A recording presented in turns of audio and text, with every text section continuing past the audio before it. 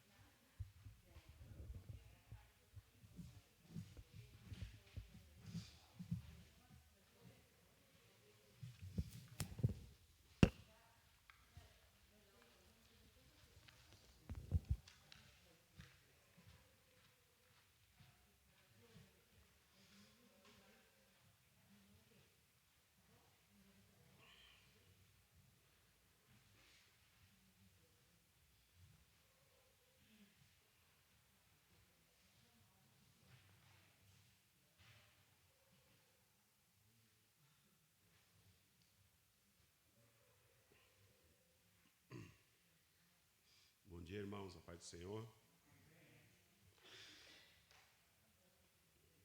O presbítero Fábio falou que a parte mais gostosa é a prisão, mas que Paulo não deve ter gostado, não.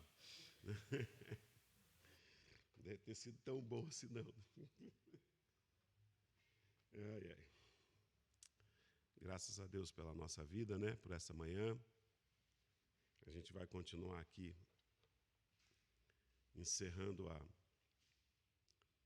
o capítulo 16 de Atos, né? Acho que hoje eu encerro, né? Depois de 3 domingos, mas é aquilo que a gente vem dizendo. A palavra de Deus, ela tem o seu conteúdo, a sua riqueza, e a gente, sempre que se dobra diante da palavra de Deus, a gente encontra formas de apreciar a verdade e ainda deixa passar muita coisa. E eu quero convidá-los a estarmos nesse tempo, concluindo aí o capítulo 16, Na verdade, hoje nós vamos concluir a estadia de Paulo em Filipos, porque a partir do capítulo 17 ele sai de Filipos, que é uma grande cidade ali, que nós falamos da Macedônia, né? E ele vai para a capital Tessalônica, no capítulo 17, né? Aí a professora Lígia vai falar com bastante propriedade aí da estadia de Paulo lá em Tessalônica. Eu vou encerrar aqui a parte de Filipos, e a parte de Filipos ela encerra com essa passagem de Paulo, né? Esse acontecido, mais esse acontecido, que é a prisão, a salvação do carcereiro. Então já quero, sem mais delongas, aí solicitar que você... Vamos fazer a leitura, capítulo 16, a partir do verso 22. Atos 16, versículo 22.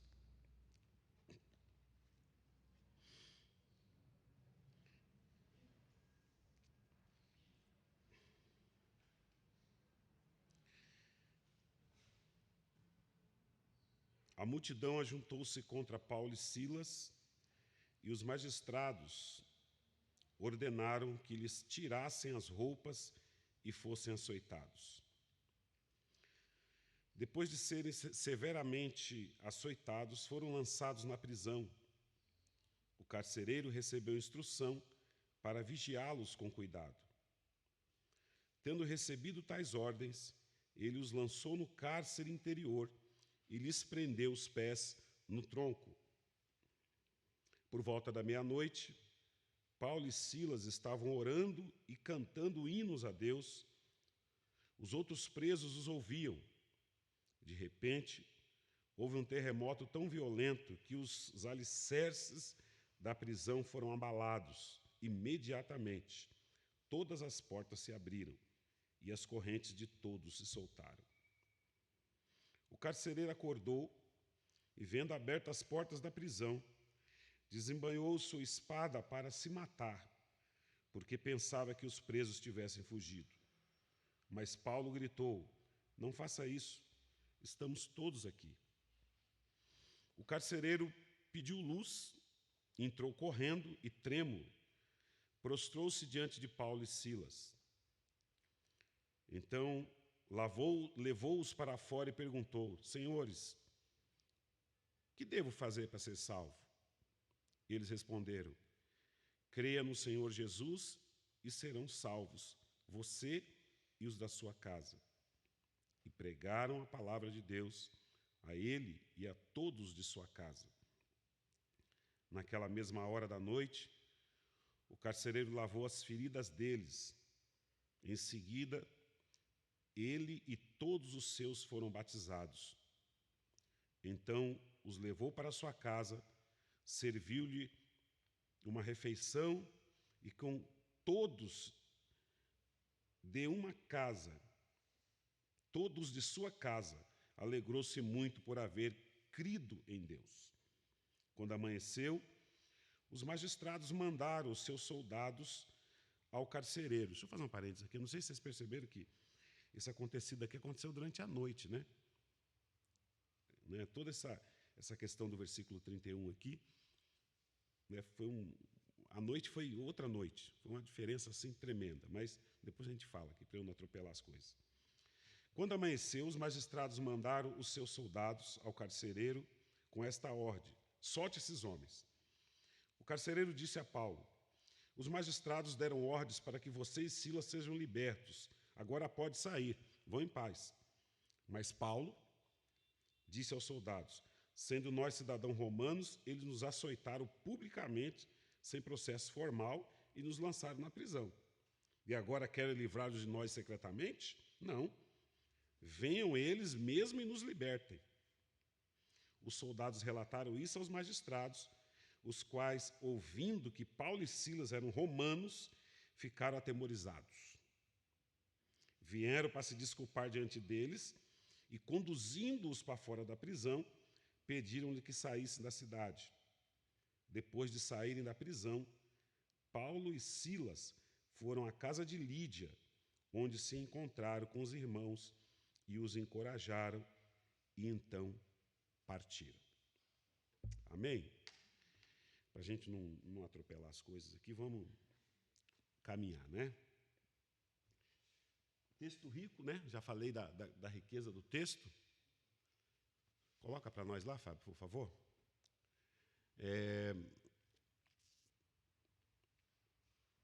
Nós vamos aqui definir alguns termos. Eu vou,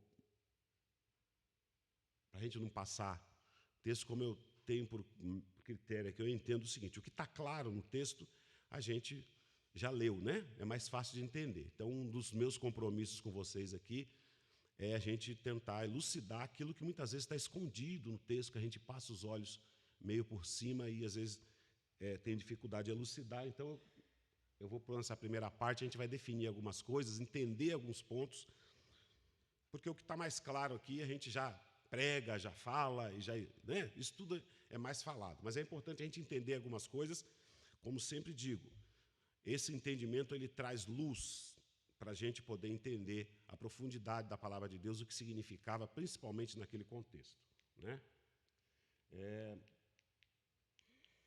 Vamos lá. Rapidinho aqui, né? A minha caminhada. Paulo está aqui na cidade de Filipos. Como disse, depois ele vai para Tessalônica, no capítulo 17, mas ele está ainda em Filipos, né? Talvez esse daqui está mais um pouquinho localizado, né? Então, o acontecido aqui nessa cidade, eu estou fazendo um resumo no final. Daqui a pouco eu vou fazer tem um resuminho de uns gráficos que eu peguei. Não está do jeito que eu queria, mas vai ajudar para a gente poder entender toda a passagem de Paulo na cidade de Filipos, né? A chegada, a passagem dele, né? Ele foi para Samotrácia, atravessou de Troade, Samotrácia, né? Que é essa região mais ou menos aqui. A região da Samotrácia está no outro gráfico. Ele passou aqui no porto, entrou em Filipos. Filipos faz parte da Macedônia. A capital da Macedônia é Tessalônica. Falei, né, já no capítulo 17, que daqui de Filipos ele vai para Tessalônica, né, que é o próximo encontro dele. E os acontecidos de Filipos estão relatados aí nos próximos slides. Tá, então vamos entender um pouquinho aqui, mais ou menos esse é um quadro para a gente saber. Depois eu vou voltar explicando um pouquinho mais aqui, que eu quero definir alguns termos primeiro, né? O título que eu entendi que cabe aqui, né, depois de tantas coisas, o louvor que não depende das circunstâncias, né? Já fica aí a primeira reflexão sobre o texto, né? Para a gente se relacionar com Deus, não depende das circunstâncias. Se está bom, se está ruim. O louvor, ele nasce, independe da circunstância. Mas depois a gente faz umas aplicações no final, vamos pensando aqui. Então, alguns termos, como eu disse. Primeiro, eles falam que são judeus, está no versículo anterior aqui, né? Bem no finalzinho da aula passada, propagando o costume que a nós, romanos, não é permitido aceitar, e está dizendo, esses são judeus. Falar judeu naquele contexto, irmãos, não parece, mas figura como acusação. Por quê? Principalmente naquele contexto. Os judeus eram proibidos de fazer proselitismo nas províncias romanas. Como é que funcionavam as coisas? Roma, você tinha liberdade religiosa, mas a liberdade era limitada. Qual que era a religião oficial? Por isso que eu coloquei aqui, o judaísmo tinha reconhecimento legal, mas o cristianismo não tinha. Então, quer dizer, as nações que faziam parte do império, elas tinham liberdade por Roma até certo ponto de poder cultuar os seus deuses, fazer os seus cultos, até certo ponto, desde que não fosse contra a religião do império, sendo que o Deus do império era o imperador, era César, que a gente já citou aqui outras vezes. Então, quando ele cita esses são judeus, aparece a questão da acusação. Judeus, a gente sabe que nesse contexto aqui, a religião que imperava, que era mais forte de fato, era o judaísmo, né? A questão cultural era a grega e a questão política era a Roma. Então, quem tinha os poderes políticos? Roma. Quem tinha os poderes da sabedoria? Quem eram os sábios? Os gregos. E quem detinha o poder da religião? Os judeus. Então, os judeus já eram vistos, de alguma maneira, de alguma forma, os judeus eles eram, né? Opa, o que eles estão fazendo aqui? Aí, de uma hora para outra, aparece, né, eles fazendo proselitismo. O que quer fazer proselitismo? É tentar pregar o evangelho para aquele povo, para os romanos, ou para quem estava no império. Então, o judaísmo tinha um reconhecimento legal, eles aceitavam a religião dos judeus, não vão mexer com eles, não fazem nada contra César, era um negócio meio velado, tá? Era uma questão meio velada, tal. O judeu, obviamente, não cultuava César, isso era claro e notório, né? Era Yahvé, mas era uma coisa velada. Os fariseus, os judeus ortodoxos, eles eram pessoas que não batiam de frente. Esse era o grande problema que Jesus tinha na caminhada. Eles tinham uma religião lá de compromisso e tudo mais, mas eles não eram pessoas, né? Então, quando chega Paulo e Silas pregando o evangelho, numa outra condição, tem problema. Lembrando que, nas aulas anteriores, eu lembro que disse que Paulo procurou uma sinagoga e ele não encontrou. Por quê? Porque, até por essa questão velada mesmo, né, de Roma, o povo cultuava de forma meio que escondida. Como é que ele encontrou Lídia? Ele encontrou Lídia lá, junto ao mar. É lógico que tem uma questão empresarial lá, que eu disse em aulas anteriores, né? Tem uma questão empresarial lá, mas ele encontrou Lídia junto ao mar. Mas ali ele não tinha uma sinagoga estabelecida. Por quê? Porque existia uma barreira da parte do império. Então, essas coisas estão escondidas um pouco no texto, é importante a gente elucidar para a gente aprender aqui, né? O texto também cita a questão dos magistrados, né?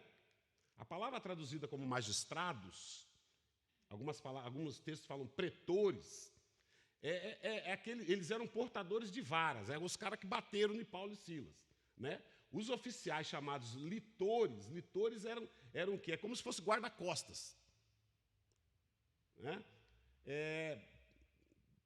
Esses eram assistentes dos principais magistrados e tinham como sinal de seu ofício um fardo de varas em torno de um machado. Então, eles usavam uma roupa e tinha lá um símbolo, né, deles. Então, o que aconteceu? Quando Paulo e Silas causou alvoroço, repreendeu o demônio da pitonisa, obviamente, né, que nós falamos na aula passada, quando a pitonisa foi liberta do demônio, isso causou um prejuízo para eles, obviamente, o que aconteceu? Já a polícia, eu até coloquei aqui no finalzinho para a gente entender, né? A tradução polícia na versão inglesa, né, na RSV aqui, é um bom equivalente moderno, tá? Talvez se você pegar a versão revisada da Bíblia, da Standard, você vai ver que eles falam polícia. E é mais ou menos isso mesmo. Então, para o nosso contexto, quem eram esses homens? Era a polícia nos seus graus de poder. Então, quando Paulo e Silas preso, tinha lá o delegado, tinha lá, né, cada um no seu nível, até o soldado que foi lá prender. E eles tinham uma escolta. Então, para a gente entender, nesse contexto aqui, eles usam esses nomes, mas para um contexto mais nosso mesmo, era questão polícia mesmo, porque eles estavam, de certa forma, eles estavam causando baderna lá em Roma, né, e tudo mais. O texto também fala que eles foram severamente açoitados, né? Severamente açoitados. O severamente açoitado, se a gente for lá para Corinto, a gente vai ver que Paulo tem uma fala que ele fala assim, olha, eu levei 40 açoite menos um. Não tem uma passagem bíblica que fala, eu levei 40 menos um. E aí você tem que fazer um link na história para você entender. Está lá em Deuteronômio, capítulo 25, que tem um texto que fala disso, para a gente poder entender também essa questão. Olha lá. Quando dos homens se envolverem numa briga, terão que levar a causa ao tribunal e os juízes decidirão a questão, absolvendo o inocente e condenando o culpado. Tá. Se o culpado merecer açoitamento, o juiz ordenará que ele se deixe, lendo aqui de longe, está vendo que eu estou chegando mal aqui, né? E seja açoitado em sua presença com o número de açoites no qual o crime merecer. desde que nunca ultrapasse 40 açoites. Então, isso aqui é uma prática romana interessante, né? Por quê? Porque o romano era a lei dizia que ele só podia levar 40 açoites, não podia levar no máximo 40. Então, o que eles faziam?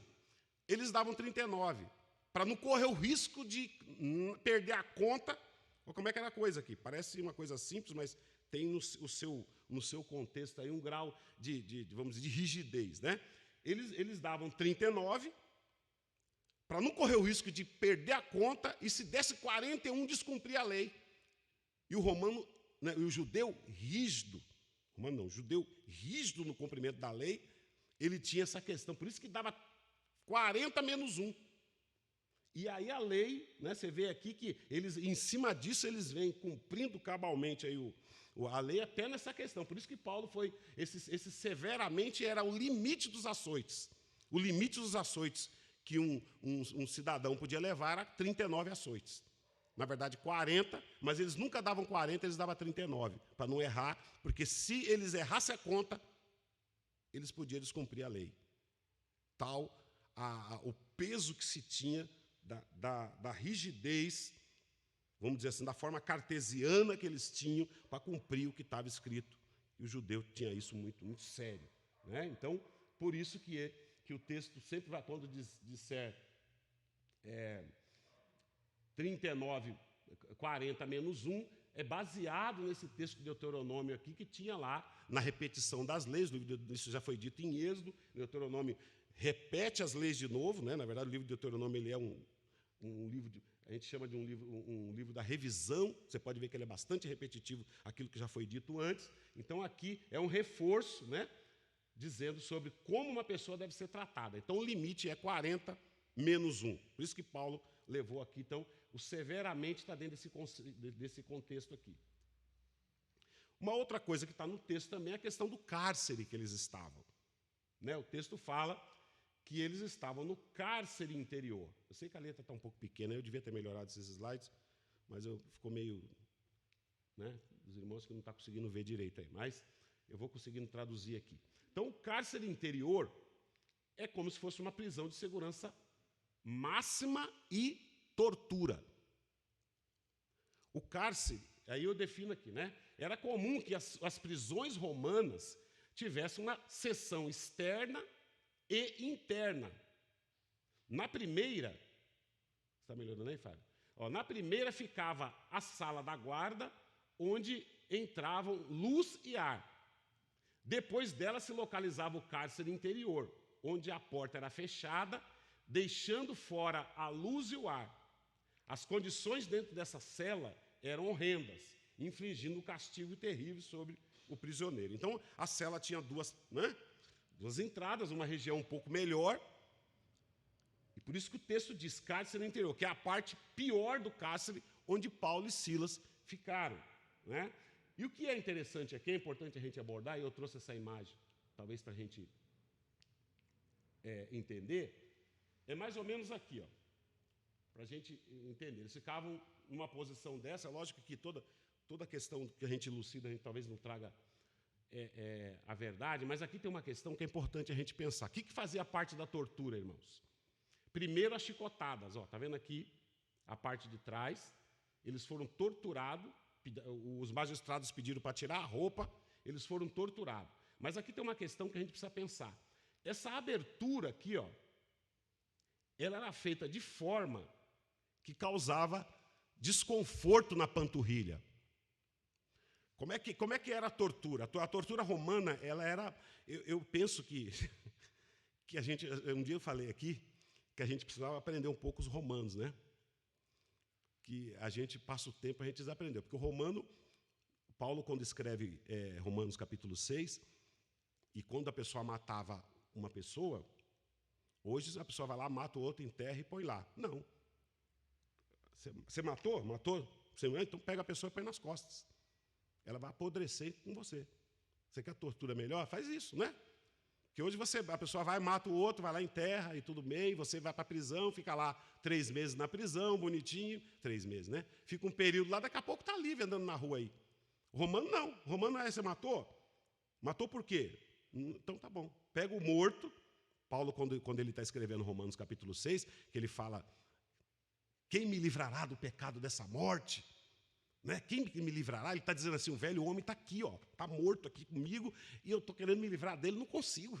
É mais ou menos isso. O velho homem está andando comigo aqui, está apodrecendo comigo aqui o velho homem, e está comigo. Por quê? Porque isso ele pega um exemplo de Roma, né, do modelo da prisão de Roma, para falar como é que era a vida. Então, eu devia fazer isso hoje também, né? Você matou alguém por nada, pega o defunto, põe nas costas e fala assim, amarra com você, você vai morrer com ele.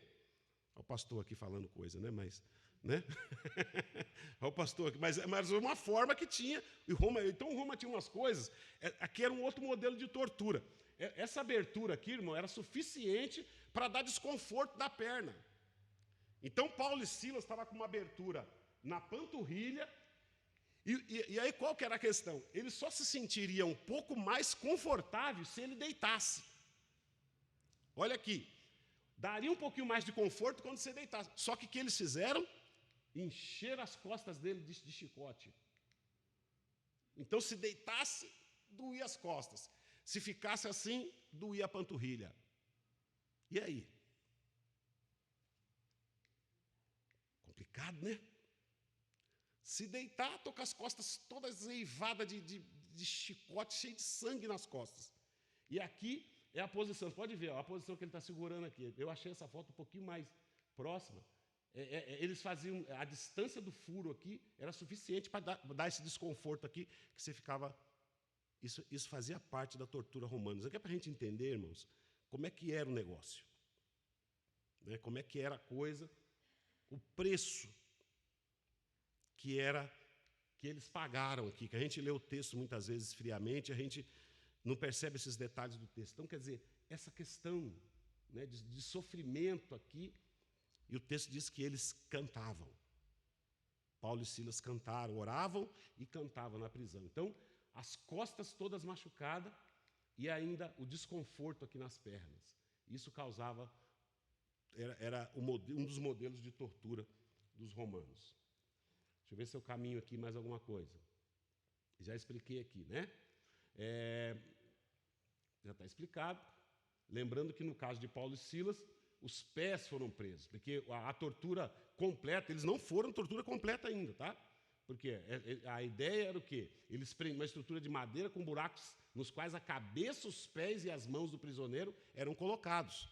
Então, dependendo do caso, prendia outras partes do corpo. Prendia a frente e prendia o tronco e prendia os pés, né? As pernas eram mantidas afastadas em um ângulo aberto, gerando várias dores no músculo da panturrilha, forçando o preso a deitar. Aí você deita, dói as costas. Você levanta, dói as pernas. Para que lado que você vai? Desiste de viver, né, irmão? Entrega os pontos, né? No caso de Paulo e Silas, somente os pés foram presos e o restante do corpo ficou jogado no chão, que foi mais ou menos essa cena que a gente viu aí. Esses são alguns aspectos que eu entendo que está meio que por detrás do texto aí. Deixa eu ver se eu tenho mais alguma coisa para a gente explicar aqui. Aqui tem mais uma foto. Uma outra coisa, antes da gente pensar um pouco mais aqui no texto. Sendo nós cidadãos romanos, eles açoitaram publicamente, sem processo formal, e nos lançaram na prisão. Essa parte aqui mostra aquilo que a Bíblia fala que a gente... O cristão, ele é simples. Nós temos que ser simples. Mas simplicidade não significa falta de sabedoria, né? Esse binômio, né? De ser simples, mas sábio. Você vê que Paulo, depois de tudo que aconteceu, o que aconteceu? Ele chega, né? Os romanos viram que erraram, por quê? Erraram porque Paulo era nascido em Tarso. Eu falei domingo passado aqui da questão deles não ter levado Timóteo e Lucas. Mas Paulo era nascido em Tarso, cidade do Império Romano. E Silas era um judeu helenista lá, ó, né? E vivia conforme a cultura grega. Então, eles dois eram cidadãos romanos também. Então, cidadãos romanos eram isentos de açoitamento e tortura. Olha como é que funcionam as coisas, né? Eles não podiam ser torturados. Sem julgamento. Se os cidadãos romanos fossem julgados numa corte romana, eles tinham direito de apelar a sua causa a César, que é o famoso direito romano. Então, o que acontece? Você não podia prender, açoitar e bater no cidadão romano se você, primeiro, não fosse para o tribunal, não tivesse lá o juiz, o advogado de defesa, toda a estrutura de defesa que funciona como um tribunal, que a gente conhece aí, por isso que a gente fala muito da questão do direito romano, né? Por quê? Porque toda a estrutura de defesa que uma pessoa tem um direito normal. Eles não poderiam. Então, por isso que, na hora que eles viram que Paulo e Silas foram soltos, eles falaram assim, ó, os magistrados mandou vocês embora. Aí Paulo falou, não, eu não vou embora. Espera aí, vocês bateram na gente publicamente, nós apanhamos aqui, não tínhamos que apanhar, agora vocês querem, manda eles virem aqui. Então, quer dizer, Paulo conhecia a lei, né? Paulo sabia o que podia e o que não podia. Então, ele falou, não, eu preciso que os magistrados venham aqui.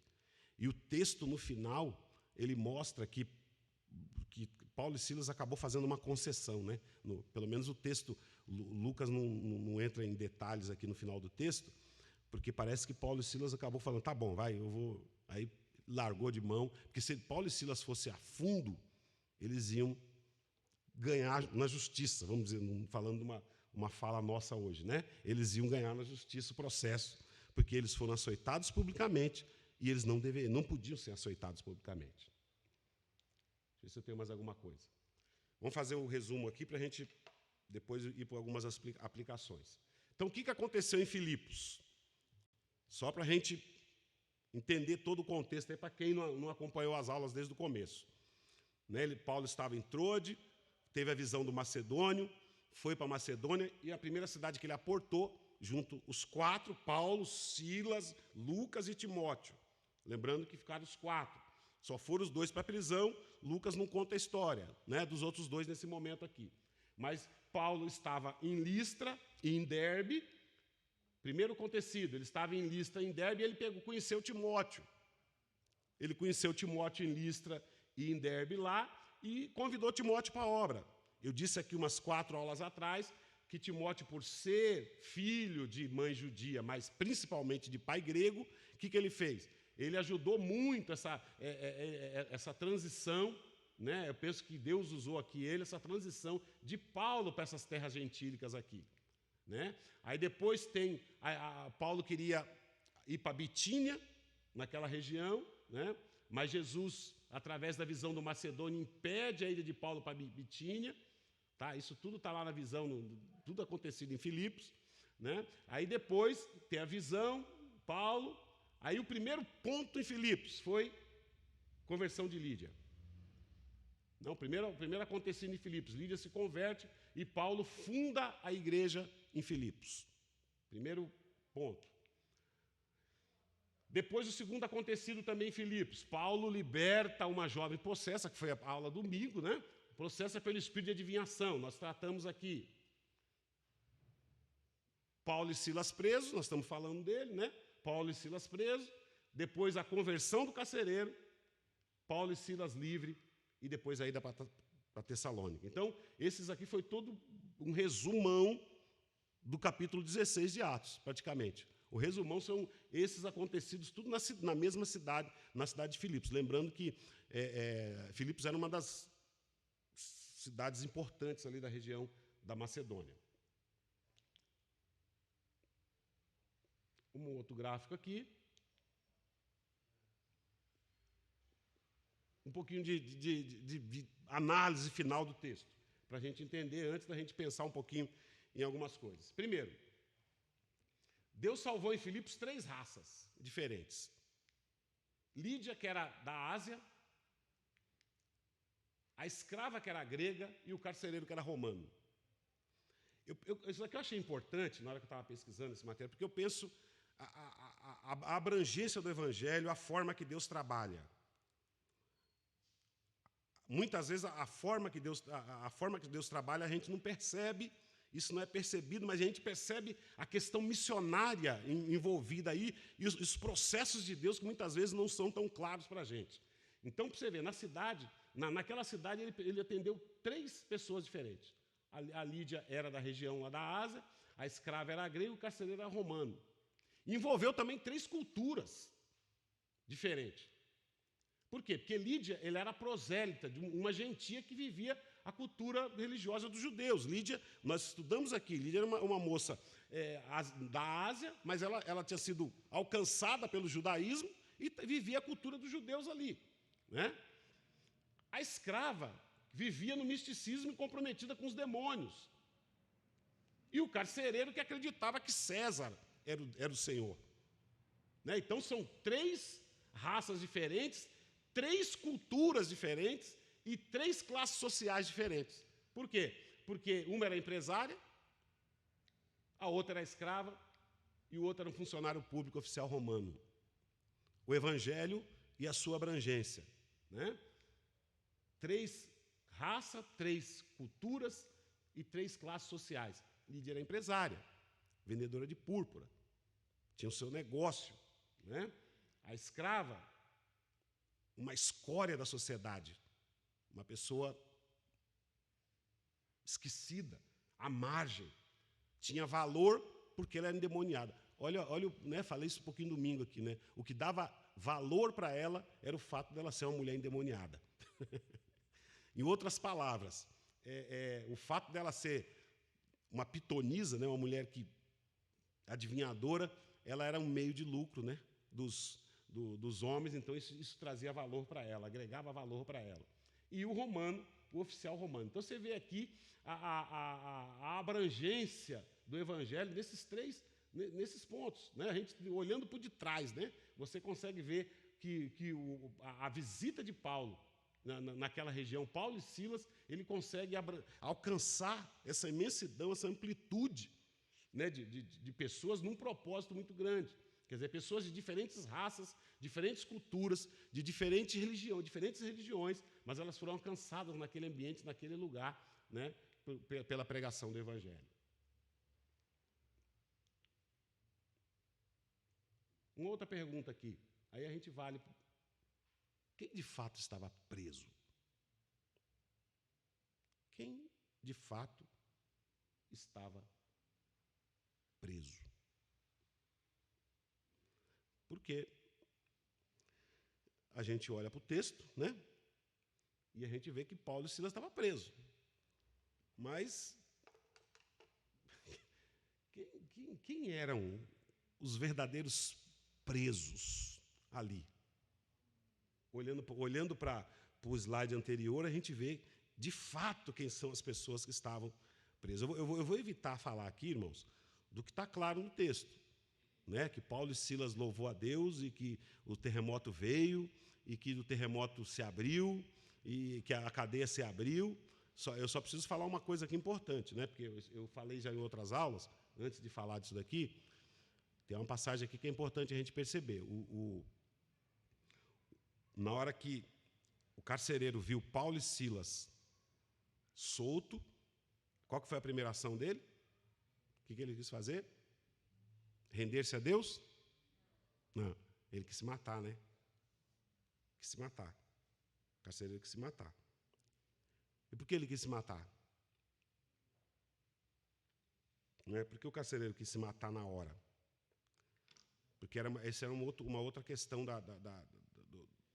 de Roma, né? Cada preso, cada guarda tinha o seu preso. Eu já falei isso aqui, mas agora está no contexto, fica mais claro. Cada guarda, a vida dele estava ligada ao preso. E se o preso se soltasse, ele tinha que morrer no lugar. Se o preso fosse solto, a vida dele era paga no lugar do preso. Mas não era uma coisa simples, você vai lá e mata no canto. Ele era exposto perante a guarda pretoriana romana, ele era exposto, humilhado por não ter cumprido as suas funções com a rigidez que o cargo requer, ele era humilhado e morto perante toda a guarda romana pretoriana. Para ele não passar essa vergonha diante das familiares, diante de todos os seus, era normal, quando um preso fugia, o guarda que estava vinculado a ele, ele se suicidava, porque a vergonha era menor. Por isso que naquele momento, que ele viu que os Paulo e Silas estavam soltos, a primeira ação dele foi se matar. Ele falou, essa vergonha eu não passo. Então ele quis tirar a vida dele, por isso que Paulo e Silas falaram, não faça isso. Nós estamos aqui, não se matem. Porque o soldado, ele tinha, a vida dele era vinculada ao preso. É mais um exemplo que nós temos aqui, desculpa eu estar falando aqui, mas é mais um exemplo que nós temos da rigidez da forma como é que se lidava com as pessoas, né, naquele tempo. Né?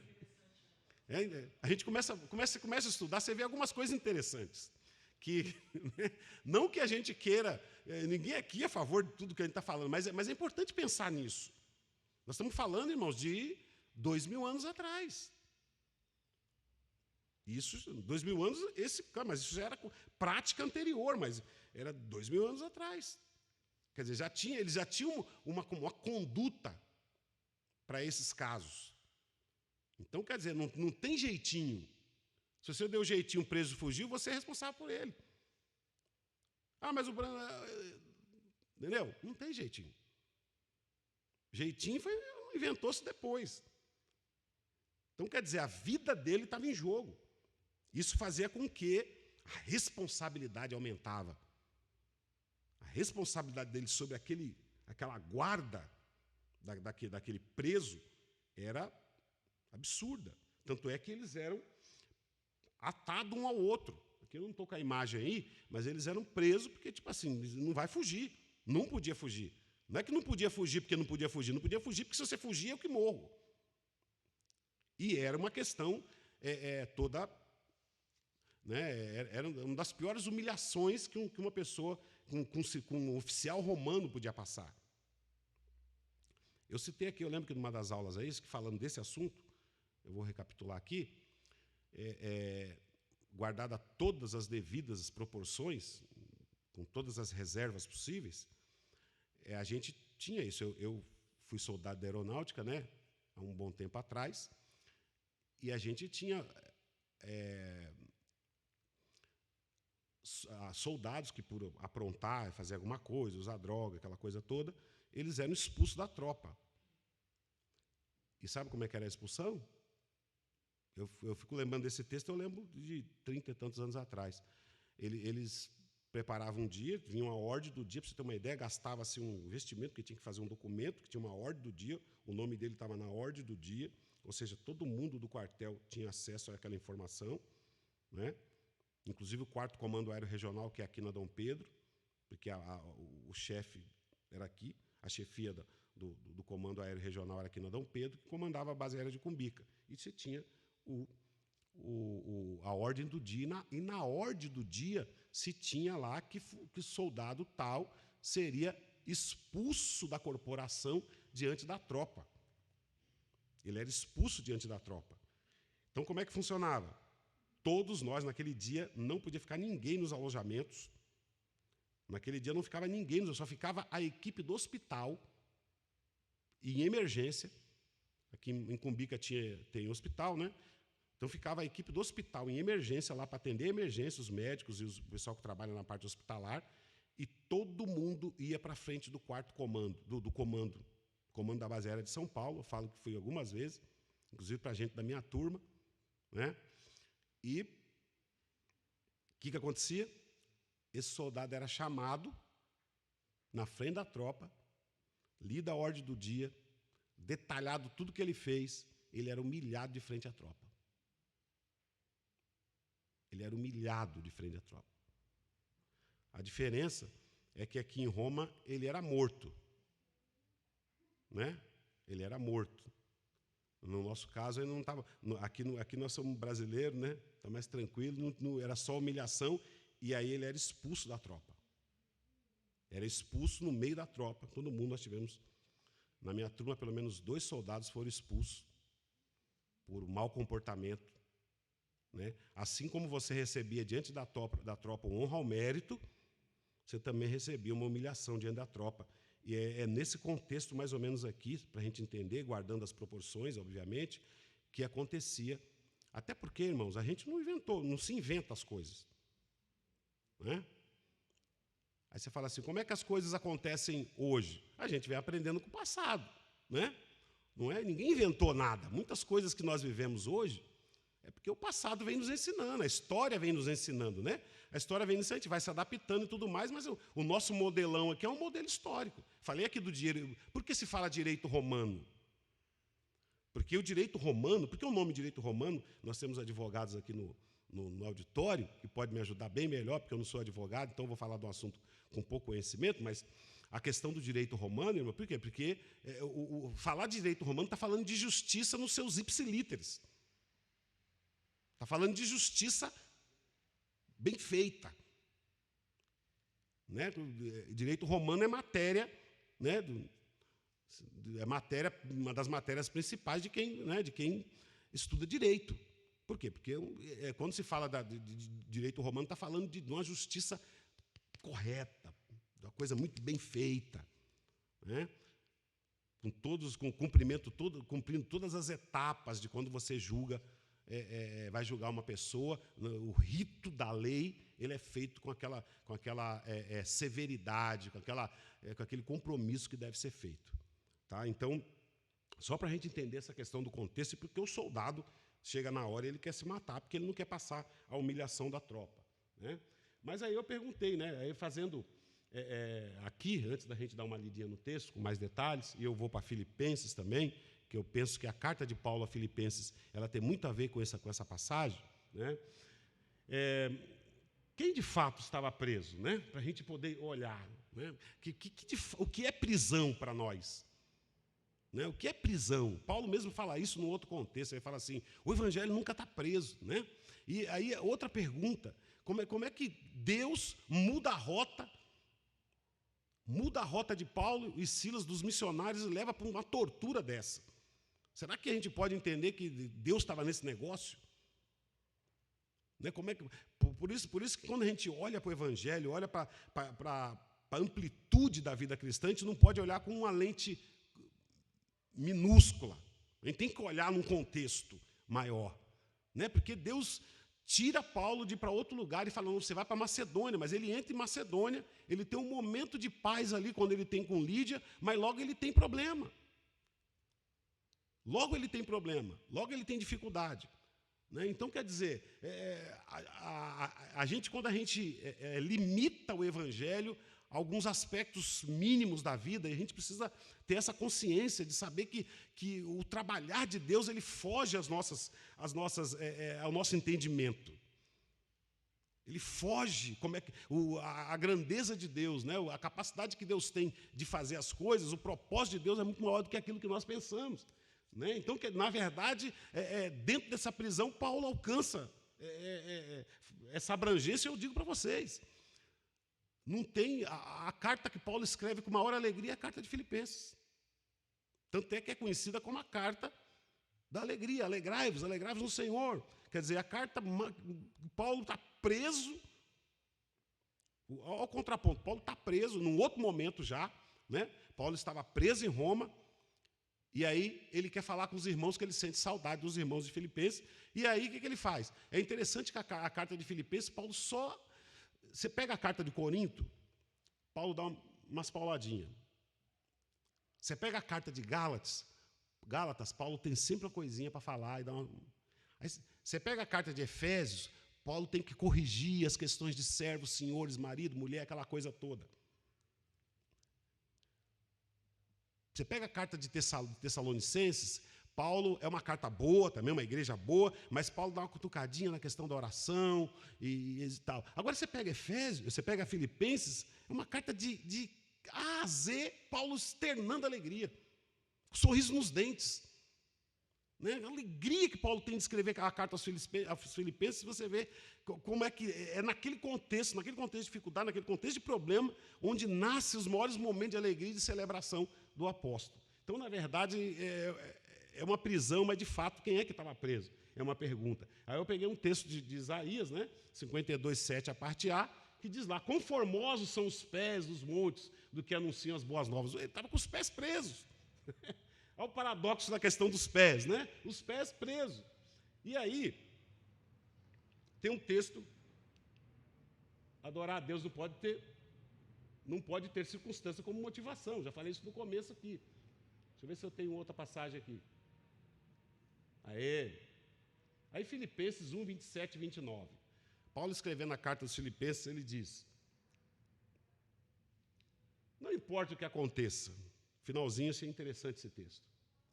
Exerça sua cidadania de maneira digna do Evangelho de Cristo, para que assim, quer eu vá e os veja, quer apenas ouça a seu respeito em minha ausência, fique sabendo que vocês permanecem firmes num só espírito, lutando unânimes pela fé evangélica, sem de forma alguma deixar-se intimidar por aqueles que se opõem a vocês. Para eles, isso é sinal de destruição, mas para vocês, de salvação. E isso da parte de Deus, pois a vocês foi dado o privilégio de não apenas crer em Cristo, mas também sofrer por Ele. Né? Foi dado o privilégio de não apenas crer, mas também sofrer. É interessante que ele usa a palavra privilégio aqui, né? O privilégio de não apenas crer, mas o privilégio de sofrer por Cristo. Queridos, eu penso que esse relato do capítulo 16, e eu tomei cuidado de não falar dele nos detalhes do texto que a gente conhece, né, que a gente sabe que está claro aqui no texto, que Paulo foi solto, que o carcereiro se entregou, que Paulo prega o evangelho para o carcereiro. O texto diz que Paulo, a casa do carcereiro também foi alcançada, até porque o texto diz que Paulo, o texto está dizendo que a palavra será salvo tu e a tua casa. Então, a casa do carcereiro foi alcançada. Então, quer dizer, tudo isso está muito claro aqui no texto. Outra coisa que eu achei bastante interessante nesse texto está no final, porque quando o apóstolo Paulo termina, ele é liberado. Para onde que ele vai? Ele vai para a casa de Lídia. Aí ele volta lá para o começo, vai lá para a casa de Lídia, e a palavra de Deus diz que ele não só foi na casa de Lídia, mas ele foi encorajar os irmãos. É lógico que tudo que a gente falar aqui, irmãos, a gente não tem clareza no texto aqui, nesse momento, para a gente dizer que tinha já uma igreja estabelecida. O fato é, tinha alguns irmãos já servindo a Deus, tinha alguns irmãos já cultuando, e um dos pontos era a casa de Lídia. E Lídia foi a primeira mulher alcançada por Paulo, que nós falamos aqui. Então, o que acontece? Ele pega, volta, e aí a gente tem que plantar um cenário assim, né? Poxa, como é que os irmãos viram tudo o que aconteceu com o apóstolo Paulo? Como é que os irmãos viram? Porque é normal, irmãos, que quando se tem perseguição, as pessoas se retraem.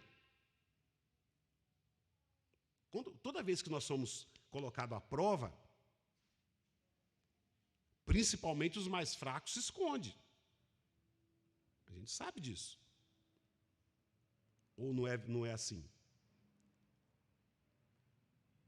A gente está vivendo um contexto de dificuldade e a gente percebe o quanto as pessoas, principalmente cristãos, questionam. Ou não? Quantos questionamentos são feitos?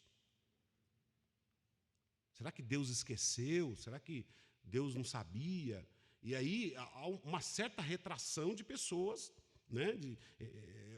O ser humano, na sua limitação, ele se retrai. Por quê? Porque ele na sua limitação, na sua fraqueza, há uma tendência natural do ser humano de olhar o problema e não enfrentá-lo. E aqui, nesse contexto, nessa fala final, o que aconteceu? Paulo e Silas estavam presos, mas os irmãos que foram salvos, Lídia, né? Inclusive a escrava e os irmãos que estavam servindo a Deus ali, de uma hora para outra, falaram, espera aí, Paulo e Silas presos e acabou tudo. É mais ou menos aquele contexto lá dos discípulos de Emaús, né? Mais ou menos parecido naquele contexto. Que os discípulos falam, meu Deus do céu, mataram Jesus, acabou tudo. A vida acabou, nós estamos aqui perdidos, nós perdemos o nosso tempo. E a alegria aqui, a beleza no final desse texto é que logo que Paulo está livre, junto com Silas, ele vai lá ao encontro dos irmãos que estavam reunidos e falar, irmãos, em outras palavras, ele vai dizer, irmãos, a vida cristã é assim mesmo. Andar com Deus é assim mesmo. Não é só flores, não. Mas só que o propósito de Deus está sendo alcançado. Em outras palavras, está dizendo, o propósito de Deus está sendo alcançado. Então, o texto diz que foram encorajá-los, fortalecer o coração deles, falar para os irmãos, não desiste não. Não é porque aconteceu tudo isso comigo que a coisa vai parar. E ele escreve essa carta depois, já nesse contexto, porque ele percebeu, já anos depois, porque a carta foi escrita anos depois, né, já um período depois, ele já escreve com a palavra dele. Por quê? Porque ele percebeu, e o texto da carta me dá vazão, né, me dá condição, para falar disso, ele percebeu que a igreja ficou fortalecida, mesmo diante das adversidades. Por isso que ele usa, inclusive, essa palavra, o privilégio de não apenas crer, mas também sofrer por causa do Evangelho. Então, o conteúdo da carta mostra que os irmãos foram, de fato, encorajados e viveram uma vida de coragem, mesmo diante das adversidades.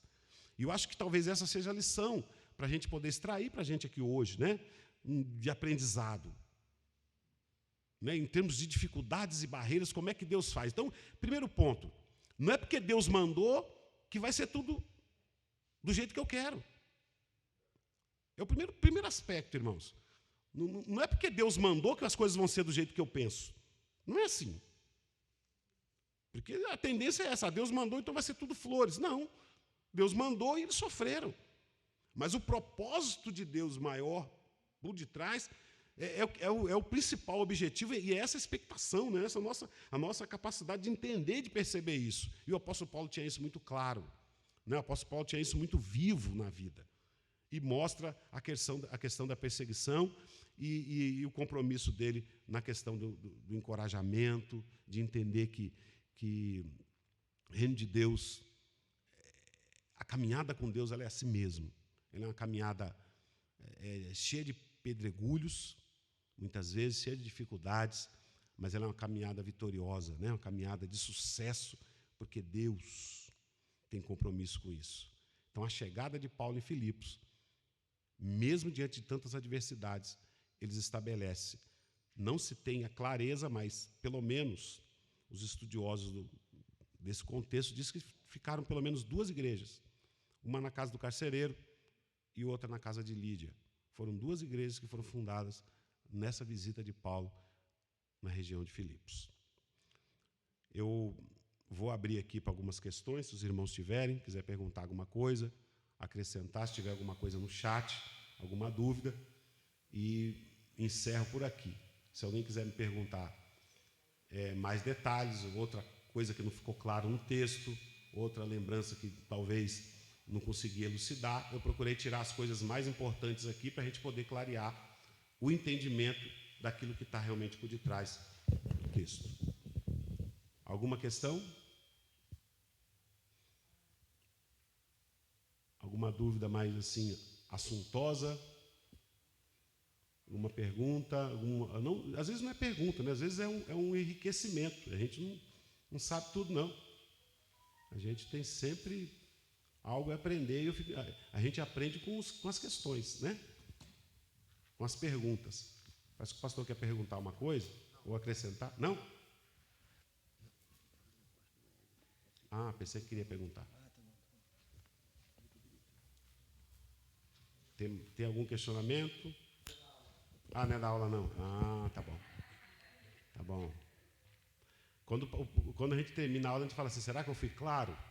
Ninguém perguntou nada. Se tem muita pergunta, você fica com dúvida. Se não tem nenhuma, você também fica. Então você fala, meu Deus do céu.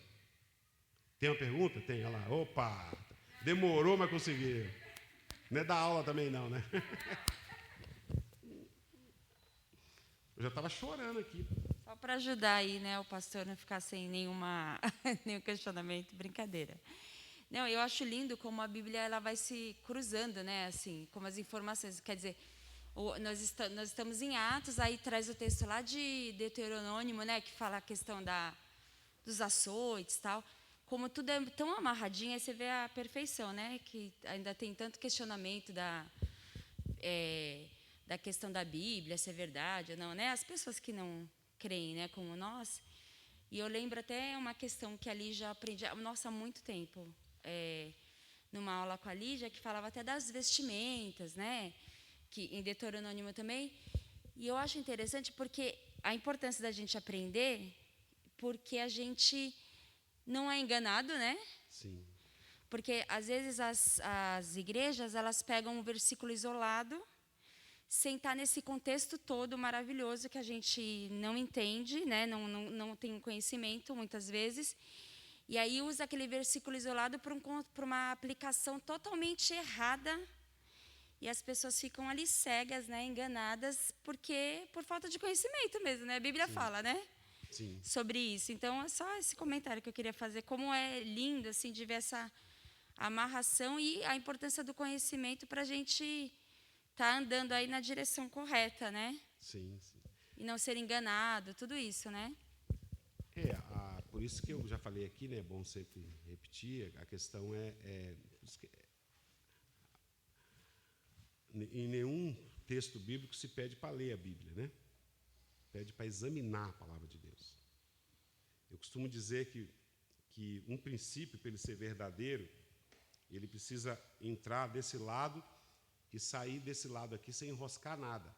Se enroscar em algum lugar, você precisa parar para poder ver. Então, a palavra de Deus, ela tem que ser estudada. Eu falei domingo, mas é importante sempre estar forçando, né? Ela tem que ser estudada no seu todo, né? Todos os princípios bíblicos eles estão vinculados, na verdade. Não tem nada solto. E trabalhar com pontos soltos da palavra de Deus, além de me limitar, ele pode me induzir ao erro. Você pega um princípio e ele, né? Uma coisa clara na Bíblia é a guarda do sábado. Né? Vou pegar um exemplo aqui, a guarda do sábado. A guarda do sábado está na Bíblia? Tá. Era. A guarda do sábado está na Bíblia. Eu vou negar que está na Bíblia? Não. Mas a guarda do sábado, ela teve um período. Outra coisa que a gente precisa entender na palavra de Deus. Tem princípios na Bíblia que se encerrou, passou. Ele teve uma época, teve um período. Os sacrifícios, está na Bíblia? Também está na Bíblia. Então, e assim vai. Tantas coisas que ocorreram ao longo do tempo, teve um período. Então, o sábado, ele está na Bíblia. Mas ele teve um período. Aquele período em diante não é mais necessário. Paulo fala isso em Gálatas, em outros textos. Então, quer dizer, a abrangência do estudo bíblico elucida e te vincula para a gente poder trazer as verdades e elucidar as verdades. Então, o que está claro no texto é fácil de entender. A dificuldade são algumas coisas que estão escondidas e os porquês. Eu sempre gosto de enfatizar isso. O que traz luz para o nosso entendimento é a gente fazer perguntas para o texto. Você quer ser um estudioso da Bíblia? Faz pergunta para o texto. Por que o carcereiro quis se matar? Estranho, né? Tinha que matar Paulo? Será que isso não soa errado, alguma coisa? O carcereiro tinha que matar Paulo e Silas, que estava lá solto. Não tem que se matar. Aí você faz essa pergunta. Aí você fala assim, mas por que ele tem que se matar? Ele quis se matar porque tal. Então, o aprendizado, e outra coisa, o aprendizado, ele é lento, tá? O aprendizado, outra coisa que a gente precisa aprender aqui, terminando. O aprendizado, assimilar. Ninguém consegue aprender. Por isso que a Bíblia e tudo na vida, não é só a Bíblia. É uma coisa que você tem que estudar todo dia, um pouquinho. Porque a cabeça da gente, não adianta você colocar tudo de uma vez. Não cabe. Ninguém aprende tudo de uma vez, irmão. Ninguém aprende tudo de uma vez. Ninguém. Não adianta você querer pegar, você perdeu um período X de tempo, aí depois você quer recuperar correndo. Você pode até recuperar um pouco. Você pode até recuperar um pouquinho esse tempo. Mas você não... Você vai ter dificuldade de recuperar da maneira correta. Deixa eu citar um exemplo aqui de casa, rapidinho. Eu temi muito, o Jonas, meu filho, sempre foi estudioso. Eu falar de mim é meio complicado. O Jonas sempre foi estudioso, gostou de estudar e tal. E quando a Andréa faleceu, eu falei, meu Deus do céu, vai mudar tudo em casa, eu não tenho a mesma habilidade. Eu não tenho a mesma, né, habilidade, aquela coisa toda. E aí, a gente começou a conversar em casa. O Jonas tinha 15 anos, eu comecei a conversar e tal. E ele sempre tinha na cabeça dele, falou, pai, eu quero ir para a USP, eu quero estudar, eu falei, filho, e pegando o princípio que eu já tinha aprendido antes, eu falei, filho, não basta só querer, o que você está fazendo para mudar? Ele já tinha um histórico de... Então, ele começou a estudar. O Jonas começou a estudar, ele pegou os gabaritos da USP, no primeiro colegial, nos primeiros ele começou a estudar em casa. Ele falava, pai, eu estou aqui no canto, não fala comigo. Pegou um período de deserto nosso lá, né? Ele ficava em casa estudando os gabaritos, estudando. Aí eu falava isso para ele, falei, filho, aprendizado ele é cumulativo, não adianta você querer estudar tudo no final. Vai estudando devagarzinho, vai pondo na cabeça, vai pondo. Por isso que a Bíblia é um livro que você tem que ter ele todo. Você não pode estudar a Bíblia para pregar. Ah, eu estudo a Bíblia para pregar. Também, lógico que eu estudo a Bíblia para pregar. Mas ela não pode ser só para isso. Ah, eu estudo a Bíblia porque eu vou dar um curso. Não, eu vou dar curso também, eu estudo a Bíblia. Mas não é só para isso. Você tem que criar uma rotina de disciplina. Richard Foster fala disso, né? O livro A Celebração da Disciplina. Você cria uma disciplina de estudo.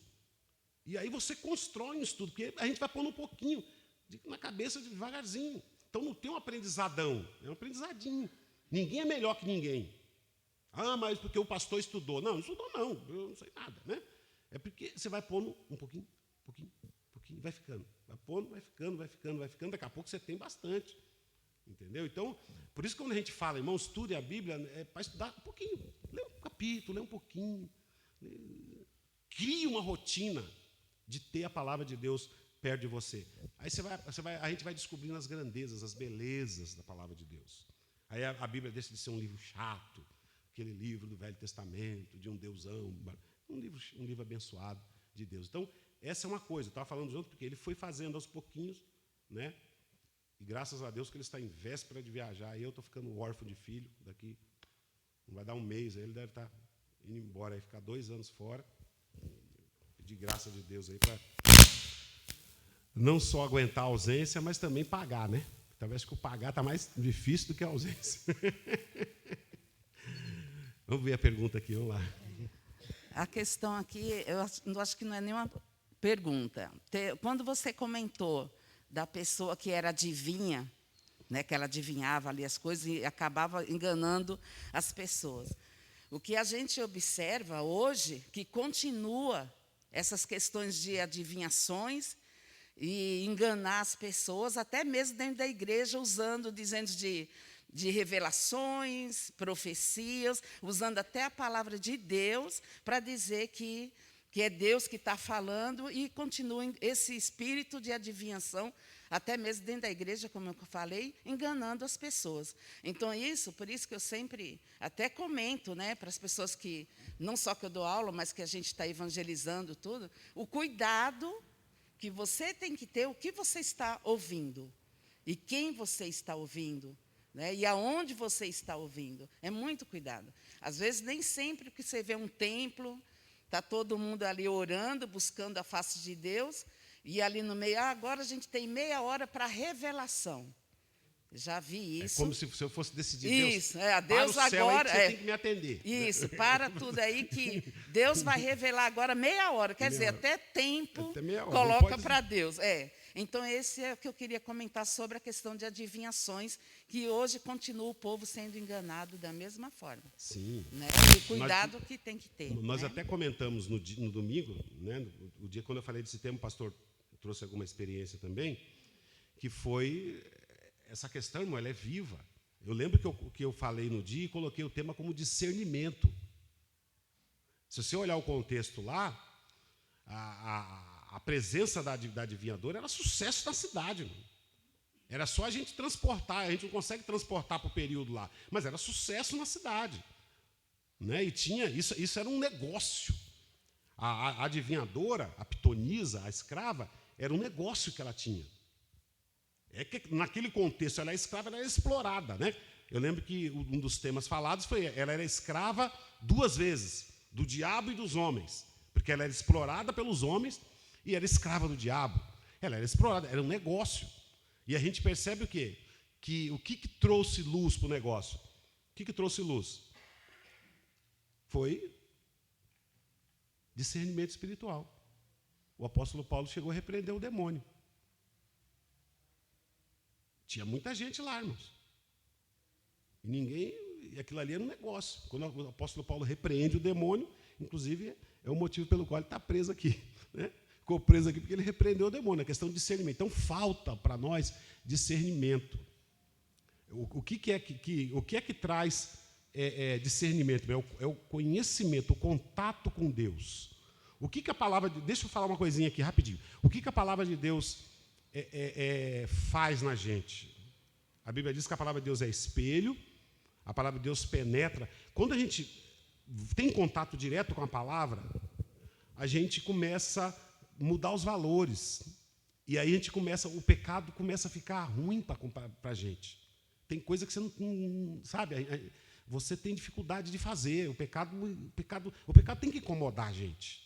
E aí o contato constante com a palavra vai te dando luz e vai te trazendo discernimento, porque a Bíblia diz em Romanos 10 que a fé ela vem pelo ouvir e ouvir a palavra. Então, à medida que você tem a palavra de Deus na sua mente, na sua vida, tal, vai te gerando fé, vai te gerando capacidade de discernir, e você erra menos. As suas decisões são mais acertadas, porque as decisões são mais pautadas na verdade da palavra de Deus. Então você deixa de ser você e deixa de ser guiado pelo Deus. E que, irmãos, Deus não erra. Deus não erra. Às vezes você vê crente só dando cabeçada de coisa errada, irmãos. Você vê pessoas de Deus só erradas, só dando com problema. Irmão, tem alguma coisa errada. Tem alguma coisa errada. Porque quando você está deixando levar pela verdade da palavra de Deus, você tem discernimento. A palavra de Deus traz luz para a mente. Né? Ela traz luz. E você fala, meu Deus, é assim. E o Espírito Santo trabalha na nossa mente, lida no nosso coração e vai te mostrando, sai daqui que aqui é ruim, vai para lá. Vai para cá que aqui é melhor.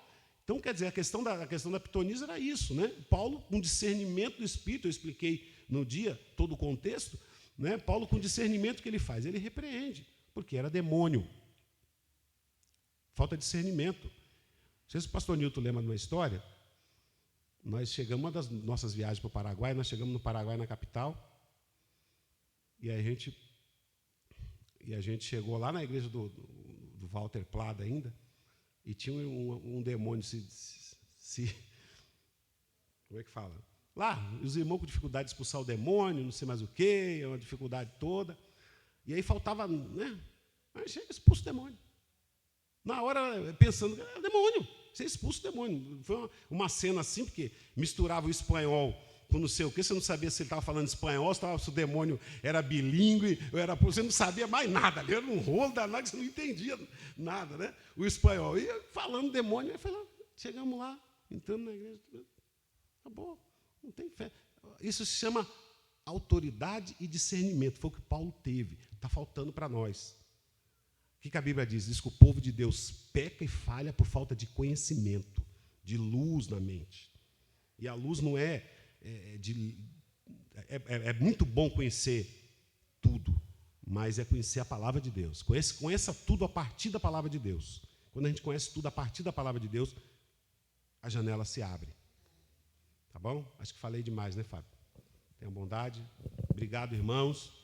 Domingo que vem, Paulo sai de Filipos, vai para Tessalônica. A professora Lígia vai fazer essa parte, né?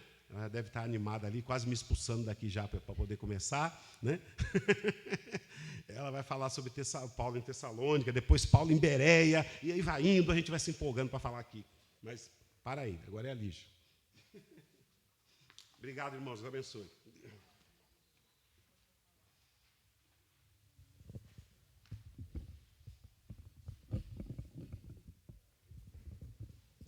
Amém. Obrigado, pastor Joel. Mais uma aula abençoada. Avançamos aqui no livro de Atos. Terminamos aqui esse capítulo e vamos continuar. Na próxima semana teremos uma breve pausa, né? Porque vai ter o Éden, né? E vocês que não estão sabendo, o nosso encontro de desenvolvimento ministerial, a IBD continua, tá? Nós teremos aqui na IBD, nós vamos continuar aqui, vai ser a palestra do Éden, tá?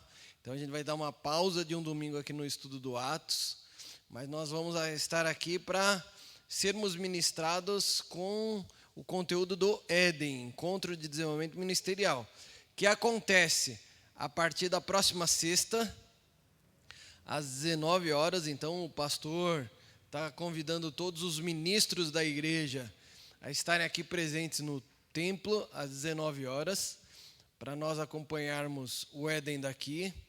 No sábado, a partir das 9 horas da manhã, nós também teremos uma programação especial aqui no Jaçanã.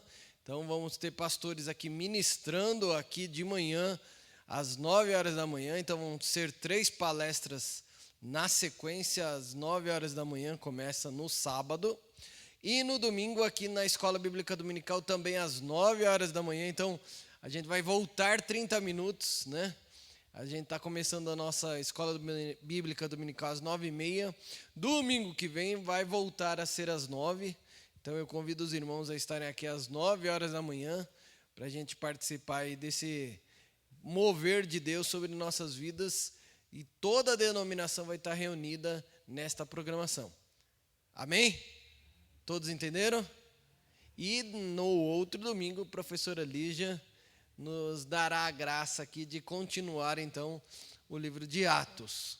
Então, nós teremos a oportunidade agora de semear no reino de Deus.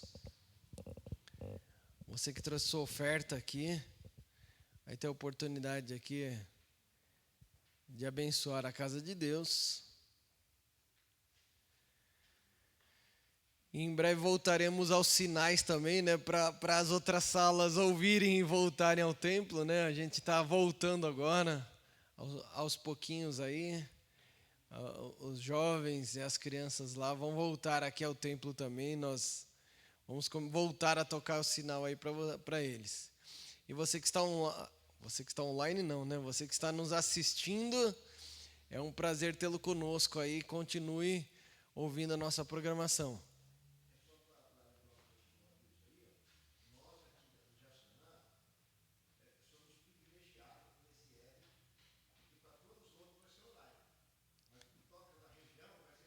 Vai ser aqui, né? Exato.